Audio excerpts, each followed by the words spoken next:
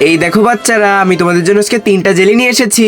যার যেইটা লাগবে তাড়াতাড়ি আমার কাছে এসে নিয়ে যাও। আরে তাড়াতাড়ি চল, মা আমাদেরকে ডাকতেছে। চিকু বাবা এই নাও, এই জেলিটা আমি তোমার জন্য এনেছি। চুমকি মা এই নাও, এই জেলিটা তুমি খাও। আরে মা, ওয়াও, তুমি সবাইকে সুন্দর সুন্দর জেলি দিচ্ছ, তাহলে আমাকেও একটা সুন্দর জেলি দাও, আমিও মজা করে খাই। ও আচ্ছা, তোরও এখন জেলি লাগবে? এই নে তোর জেলি ডিসুম। খুব মজা না জেলিটা? তুই হচ্ছিস আমার সৎ ছেলে, তোর কি ওদের মতো এই সুন্দর জেলিগুলো খাওয়ার যোগ্যতা আছে? চল যা, ভাগ এখান থেকে। এই একটা জেলি আছে, এটা আমিই খাবো, তোকে দিব না, যা।